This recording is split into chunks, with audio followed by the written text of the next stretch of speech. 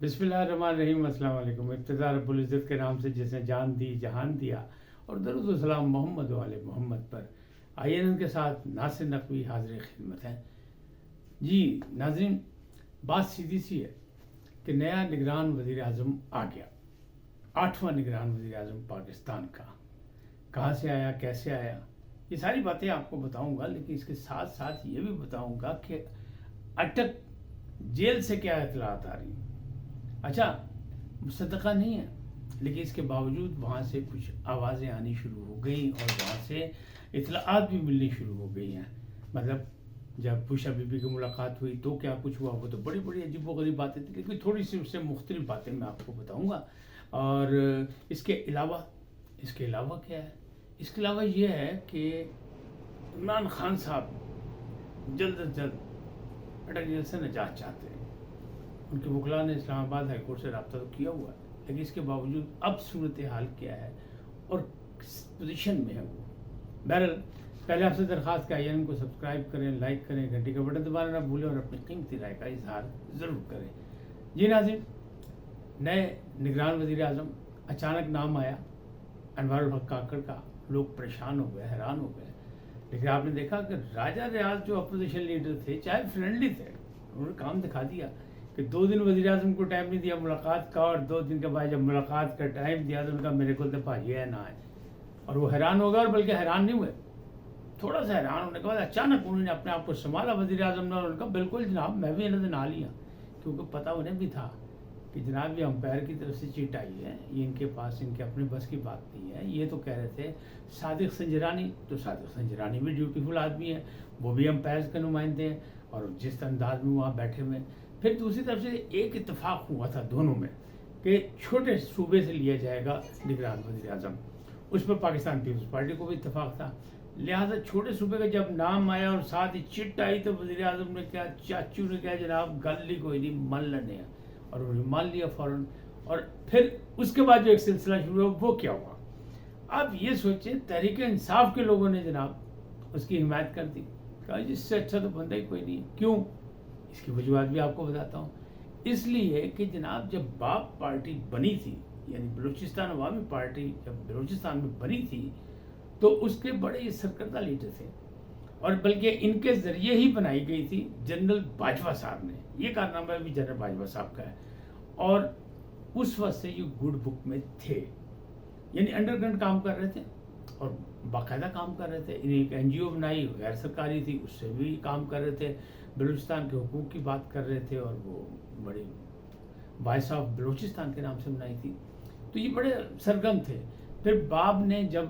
حکمت عملی بنا کے اور نواز شریف کی مسلم لیگ نون کی حکومت کا خاتمہ کیا، تب یہ سرکردہ تھے، پھر یہ حکومت کے ترجمان بھی رہے، تو یہ سارے معاملات چلتے رہے۔ تو اصل چیز یہ تھی کہ امپائروں سے مل کے کھیل رہے تھے۔ تو باب آپ کو پتا کنگز پارٹی تھی، تو باب کے یہ اہم آدمی تھے، اور اسی طرح باپ سامنے آ گیا اور باپ نے کہہ دیا کہ ویسے رشتے میں تو ہم تمہارے باپ ہیں، اور سب نے مان لیا، سب نے تسلیم کر لیا۔ اب تحریک انصاف نے جس انداز میں، یعنی فواد چوہدری صاحب سابق وفاقی وزیر ہیں، اور ابھی بھی ان کی میں ہمدردی ہے عمران خان کے حوالے سے، لیکن کیوں؟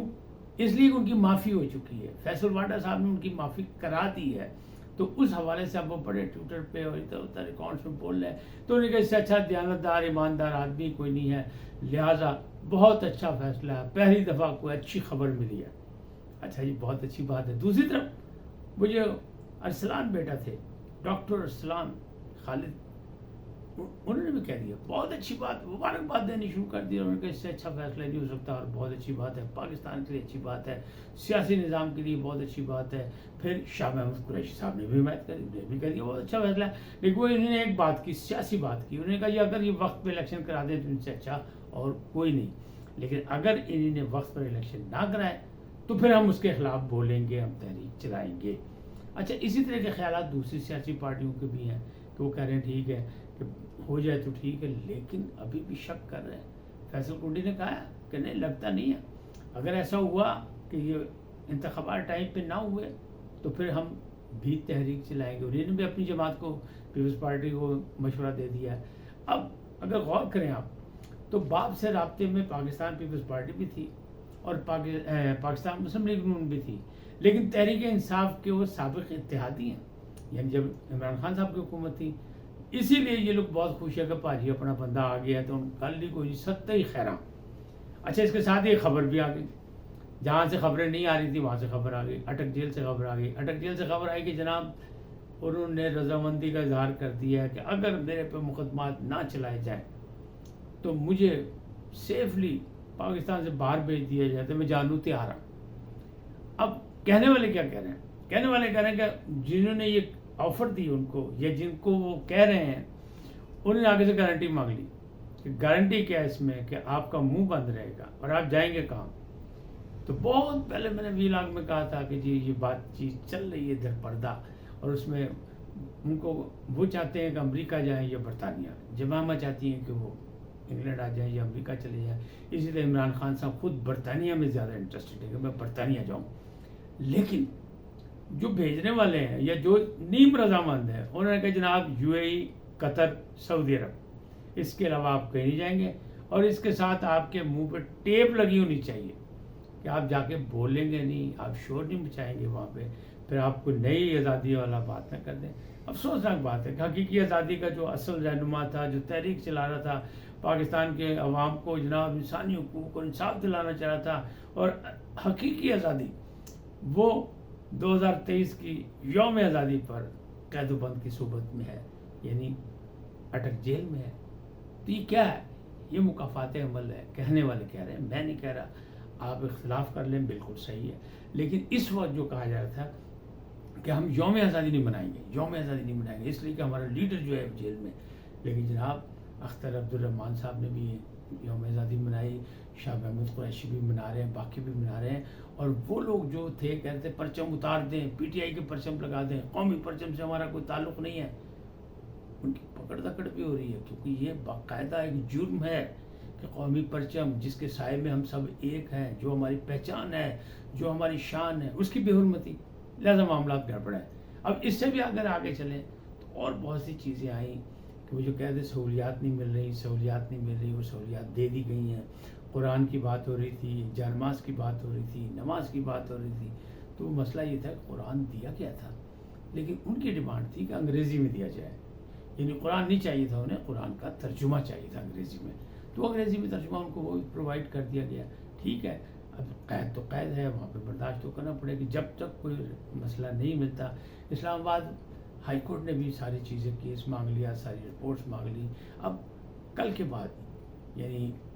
کچھ اور معاملات سیدھے ہوں گے، اللہ کرے سہولتیں پیدا ہوں، آسانیاں پیدا ہوں، تاکہ جمہوری نظام جو ہے وہ آگے بڑھے، اور یہ موجودہ جو حکومت ہے جو آئی ہے، اب نگران حکومت جو آئے گی، جس کے بھی کابینہ بننی ہے، اس میں دیکھیں کون کون آتا ہے، پھر جو معاملات ہیں، جو بحران ہے، اس کا خاتمہ کس طرح ہوتا ہے، اس کی پالیسی کیا بنتی ہے، حکمت عملی کیا بنتی ہے۔ اگلے ولاگ میں آپ کو اس سے زیادہ تفصیل سے باتیں بتاؤں گا، اور